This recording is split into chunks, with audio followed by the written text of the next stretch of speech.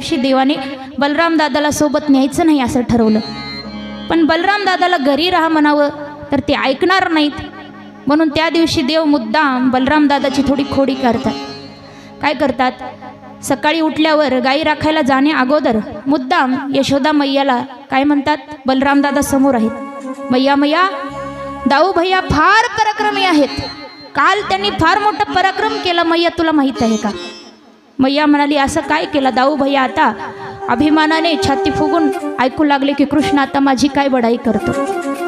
आणि परमात्मा म्हणतात, मैया बलराम दादाने दाऊ भैयाने फार मोठा पराक्रम केला काल. मैया म्हणाली, अरे असं काय केले? कृष्ण म्हणाले, मैया दाऊ भैयाने काल एका गाढवाला मारलं म्हणाले. आता बोलण्यामध्ये फरक, एका राक्षसाला मारलं असतं तर पराक्रम वाटला असता, पण गाढवाला मारलं म्हटलं तर मैया म्हणते याच्यात काय पराक्रम? म्हणते गाढव मारणं कुठं मोठी गोष्ट आहे. बलराम दादाला असा राग आला आणि रुसून बसले. जा म्हणाले कृष्णा, मी आज तुझ्यासोबत येणारच नाही म्हणाले गाई राखायला. देव म्हणाले, मला तेच पाहिजे होतं, तुम्ही घरीच बसायला पाहिजे, कारण आज मला जी लीला करायची ना ती तुम्ही जवळ नसले तर लीला करू शकतो. म्हणून बलराम दादाला त्या दिवशी सोबत घेतलं नाही, रुसून घरीच बसले. आणि देव मुद्दाम त्या दिवशी त्या कालिया डोहाच्या किनाऱ्यावर, यमुना नदीच्या किनाऱ्यावर मुद्दाम त्या ठिकाणी गाई घेऊन गेलेत आणि गोपाळांना म्हणतात, आज आपण या ठिकाणी खेळायचं.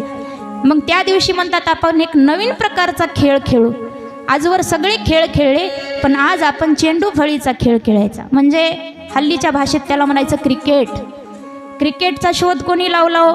भगवान श्रीकृष्णाने लावला. असं म्हणतात की क्रिकेटचा शोध इंग्लंडने लावला, तर नाही. आपलं शास्त्र पुराण किती वर्षाचं आहे, पुराणामध्ये उल्लेख आहे की देव त्यावेळी चेंडू फळीचा खेळ खेळतात.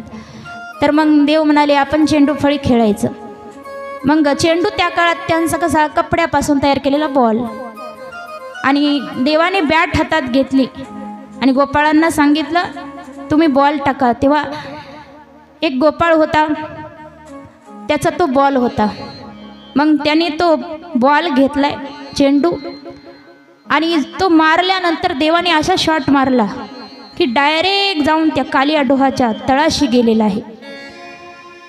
तेव्हा तो गोपाळ रडायला लागला, कृष्णा माझा बॉल तू मुद्दाम, माझा चेंडू तू मुद्दाम टाकलास मध्ये, आता माझा चेंडू आणून दे.